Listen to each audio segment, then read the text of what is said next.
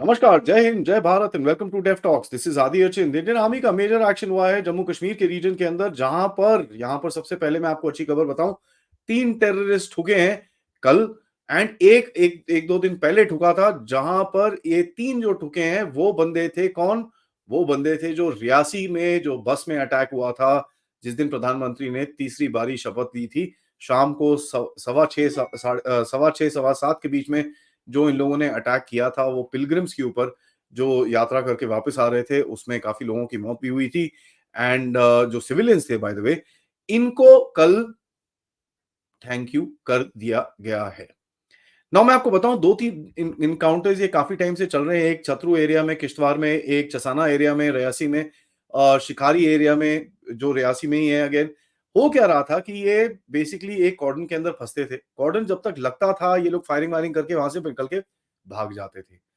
एक दो दिन पहले एक इनको पकड़ा था, एक ठुका उसमें से, एक ठुका, लेकिन दो भाग लिए। अब वो जो दो भगे, उसके अंदर से एक को इंजरी भी हो रखी थी, तो ऑब्वियसली इतना ज्यादा भाग नहीं सकते थे। यहां पर ये पता चला ये दो सेपरेट ग्रुप्स थे जिन्होंने कुछ करने की कोशिश करी थी और सिक्योरिटी कॉन्वॉय पे भी फायरिंग शायरिंग करते रहे। रियासी में भी ऐसे ही कुछ हुआ। उसके बाद जो एक इंटेल बेस्ड और सर्च ऑपरेशन जो करा गया। अब मैं इंटेल बेस्ड क्यों बोल रहा हूं आपको, देखिए, ये जो एक पहले वहां पर सेटअप था कि इंटेलिजेंस नहीं आ रही थी आपको इन चीजों के बारे में, आज थोड़ा सा गेम बदल गया है कि आपको ग्राउंड लेवल से इंटेलिजेंस आ रही है। और ये क्यों होता है? ये होता है जब आप जो ओजी डब्ल्यू, ओवरग्राउंड वर्कर स्लैश जो डोमेस्टिक टाइप, ये जो हेल्पर टेररिस्ट टाइप होते हैं, इनको आप पकड़ते हैं, इनके साथ थोड़ा ट्रीटमेंट वीटमेंट होता है, इनका सॉफ्टवेयर अपडेट होता है, तो ये फिर बोलना शुरू कर देते हैं कि ये लोग इधर पे हैं, ये लोग उधर पे हैं, और फिर आपके फोर्सेस के एक्शंस उस एरिया के अंदर शुरू हो जाते हैं। सो डैम गुड, जो 3 बंदे ठुके हैं, दोज आर द गाइज जिन्होंने रियासी के ऊपर अटैक किया था। एंड देखिए, इसको पकड़ने के लिए, बिकॉज ये एरिया इतना डेंस जंगल है, छोटी छोटी पहाड़ियां हैं, वहां पर गुफाएं हैं, ये है वो है, बहुत डिफिकल्ट है। फोर्सेस ने अपनी पूरा जितना चीजें थी वो लगा लोगों के, बहुत मुश्किल से इनको ट्रैक करा है।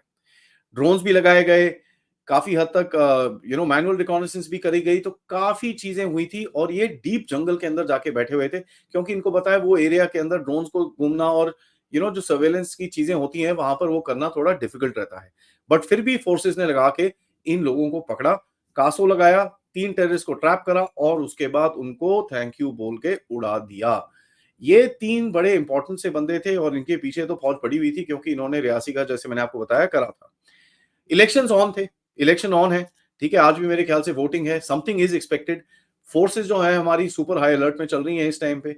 एंड देखिए, इस बारी में सबसे बड़ी चीज जो हुई है, पहली बारी कितने सालों साल में एक प्रधानमंत्री की वहां पर रैली हुई है, and safely, there has been no incident around that rally. तो आपको समझ में आना चाहिए कि कितना सिक्योरिटी और कितनी चीजें करी होंगी बैक एंड में उस एरिया को सिक्योर करने के लिए, एंड वहां पर सराउंडिंग एरियाज को भी सिक्योर करने के लिए, कि प्रधानमंत्री साहब वहां पर आके पीसफुली बड़े आराम से रैली ले सकें। यहाँ पर तो कई वीडियोस भी बाहर निकले कि भैया वहां पर और भी लोग जाना चाहते थे, जो कैपेसिटी से ऊपर थे। लोग इधर उधर से आए हुए थे मोदी साहब को मिलने के लिए, लेकिन कैपेसिटी नहीं थी वहां पर उस जगह की कि इतने लोगों को वो ले सके। So very very positive development. ये एनकाउंटर, प्रधानमंत्री मोदी की भी रैली चल रही है, होम मिनिस्टर अमित शाह की भी रैली चली थी वहां पर, तो ये एनकाउंटर उनके बीच में ये चीजें हो रही हैं। तो देखिए, ये थोड़ा सा टेंस टाइप सिनेरियो है, क्योंकि आपको समझ में आना चाहिए कि भाई इलेक्शंस एज इट इज, अब अगर एक इलेक्शन होता है, अब देखिए इलेक्शन की पॉलिटिक्स के बारे में थोड़ी सी आगे बात करूंगा, लेकिन जैसे ही इलेक्शन होता है तो ये जो पाकिस्तान का एक नैरेटिव चलता है कि नहीं नहीं जी, वहां पर तो पूरा ये बंद करके रखा है, ये है वो है, जो पूरी पूरी 8-10 लाख फौज है वहां पर, पता नहीं जितने बकवास वो करते हैं, वो पूरा नैरेटिव जाता है कचरे के डिब्बे के अंदर। यहाँ पर देखिए, रियासी के बारे में मैं आपको बताऊं कि देखिए, पाकिस्तान के जितने भी यूट्यूबर्स हैं और जितने भी मीडिया हैं, वो किस तरह से आपके ऊपर, आपकी तरफ झूठ फैलाते हैं। एक पाकिस्तानी यूट्यूबर है जिसको काफी लोग भारत में बोलते हैं नहीं नहीं यार, इसको ट्रस्ट कर सकते हैं, ये तो एक्चुअली में अच्छा बंदा है। अब ये देखिए, कोई अच्छा इनमें से कोई है नहीं, आधे कुछ करते हैं, आधे कुछ करते हैं, सबका मोटिव आपको सबको सब जानते हैं। लेकिन हमारे देश में फिर भी ऐसे भोले भोले और भाले और कई बेवकूफ लोग भी हैं जो इनके यूट्यूबर्स को देखते हैं, ना कि देखते हैं, उनको सुपर चैट भेजते हैं, अपने पैसे पाकिस्तान की तरफ भेजते हैं इनको सपोर्ट करने के लिए। क्या बोले ऐसे लोगों को, तो वो अब मैं बोल बोल के थक गया हूं, इसके आगे बोलना मेरे को थोड़ा सा अभी डिफिकल्ट होगा, लेकिन समझ में आना चाहिए भैया, इनको सपोर्ट करना ठीक बात नहीं है।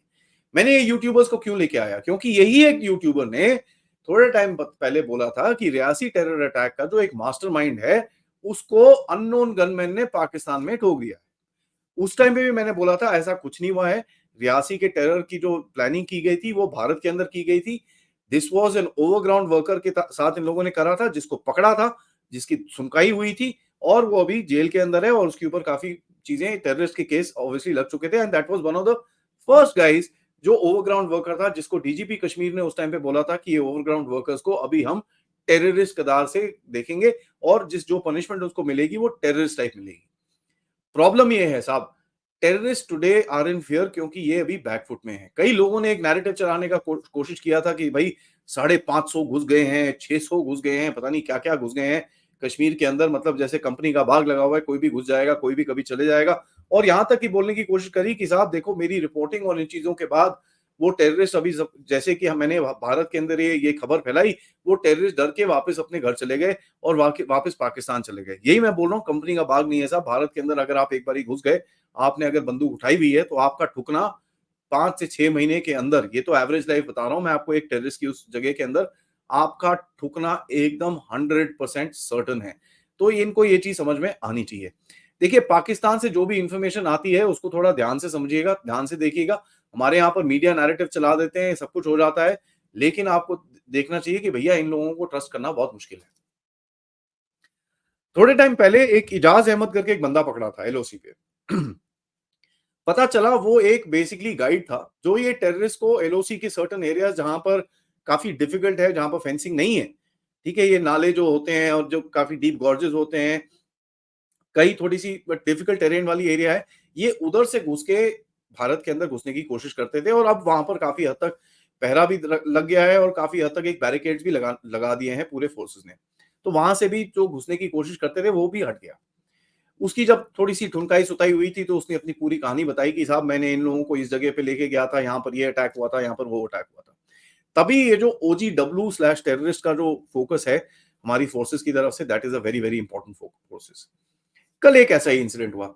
हसम शहजाद करके 34 साल के एक बंदे, पाकिस्तानी नेशनल, वो एलओसी क्रॉस करके भारत की टेरिटरी के अंदर आ गए। अब देखिए उसका ऑब्वियसली थोड़ी इंटेरोगेशन हुई, थोड़ा-सा स्क्रू वो टाइट हुआ होगा और उसको उठाया था 11 मराठा लाइट इन्फेंट्री ने रात के टाइम पे सितंबर 21 और 22 में। देखिए यार ऐसा है, बाकी सब तो ठीक है, ये इनोसेंट आदमी हो सकता है और आर्मी ने प्रोबब्ली उसकी पूरी इन्वेस्टिगेशन करी होगी। इसको वापस करा है कल, ठीक है? लेकिन ऐसे लोग काफ़ी सारे हैं जो ये गाइड बन के इधर-उधर करते हैं। देखिए कोई बहक जाता है, भटक जाता है, इधर-उधर हो जाता है, that that completely happens, there is no question about it.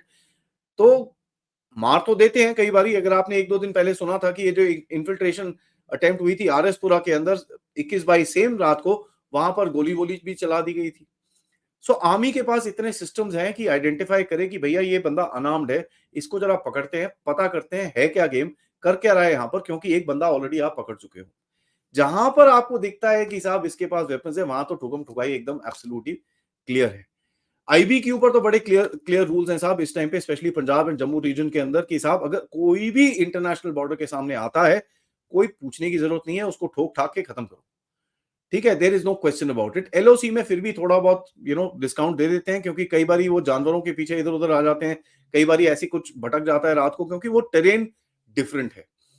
यहाँ पर मैं तो फिर भी एक रिक्वेस्ट करूंगा फोर्सेस की, साहब कोई भी जरूरत नहीं है किसी को डिस्काउंट देने की।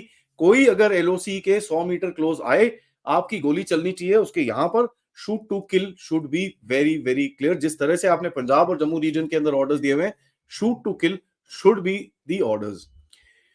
नाउ देखिए इस टाइम पे पंगा क्या है, कश्मीर के जो एक एक वो जो है ना, जो एक विक्टिमहुड नैरेटिव है, वो पूरी तरह से एक्सपोज हो चुका है।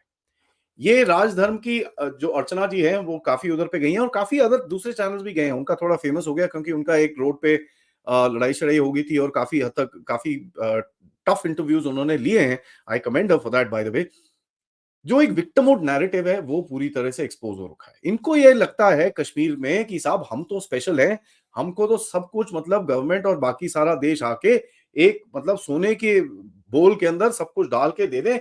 उनको नौकरी भी चाहिए, उनको ज़मीन भी चाहिए, उनको फ्री में घर भी चाहिए, उनको ये भी चाहिए, वो भी चाहिए, ये भी चाहिए। जब पूछे भैया क्यों?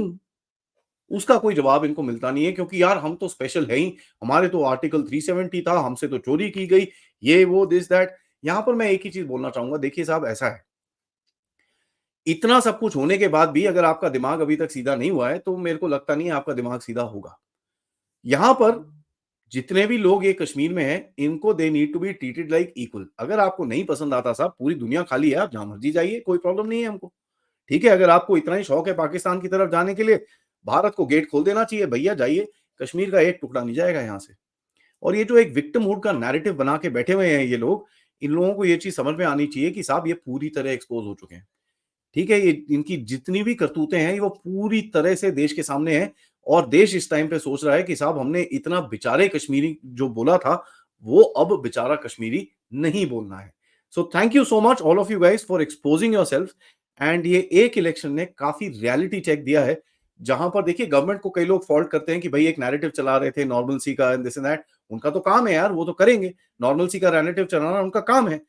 बट लोगों की भी एक रिस्पॉन्सिबिलिटी बनती है कि उस नैरेटिव के साथ खड़े हों और उस नैरेटिव के साथ काम करें, जो वो करना नहीं चाहते क्योंकि देखिए स्पेशल लोग हैं। अब देखिए स्पेशल तो ठीक है, लेकिन यहां पर एक बड़ी चीज क्लियर है, इस जगह के अंदर कोई भी ऐसा काम करता हुआ पकड़ा गया, रूल्स आपके सामने बड़े क्लियर हैं और उनके साथ होगा क्या, वो भी बड़ा क्लियर है। आप इलेक्शन करिए, कोई प्रॉब्लम नहीं है, अपने नैरेटिव चलाइए, कोई प्रॉब्लम नहीं है, बड़ा देश है, कोई हमको इतनी डर नहीं बैठा कि आप लोग कुछ कर पाएँगे। लेकिन एक चीज़ याद करिएगा, आपके अंदर जो एक फीलिंग है, वो अपने अंदर ही रखिए क्योंकि बाहर आने की कोई गुंजाइश नहीं है यहाँ पर। That is one thing that I want to make very clear on a personal level. Thank you so much for watching this video guys. Like करिए वीडियो को, सब्सक्राइब करिए चैनल को अगर आपने नहीं करा है। Most importantly share this with your friends and families and of course yes, आप लोग इस चैनल की तरफ कंट्रीब्यूट भी कर सकते हैं क्यूआर कोड या फिर पेपैल या फिर सुपर स्टिकर सुपर चैट्स के साथ। आज दोपहर में मिलेंगे क्लियो पास्कल जी से, जो एक कनेडियन एनालिस्ट हैं, जो चाइना को काफी हद तक देखती हैं और यूएस की फॉरेन पॉलिसी को देखती हैं। उनसे हम थोड़ी डिस्कशन करेंगे गहरे राज्य से। नाउ देखिए, किसी जो कनाडा के एक वासी हैं, उनसे हम बात करेंगे गहरे राज्य की जो फॉरेन पॉलिसी है, किस तरह गहरे राज्य को ही हर्ट कर रही है। तो उस शो को जरूर देखिएगा एंड रात को हम बात करेंगे पथिकृत जी से। थोड़ी देर में आपके पास एक और अपडेट आएगा जहां पर भारत ने मणिपुर के को सॉर्ट आउट करने के लिए एक इनिशिएटिव लिया है म्यांमार में। जरा उसको भी जरूर देखिएगा। जय हिंद, जय भारत।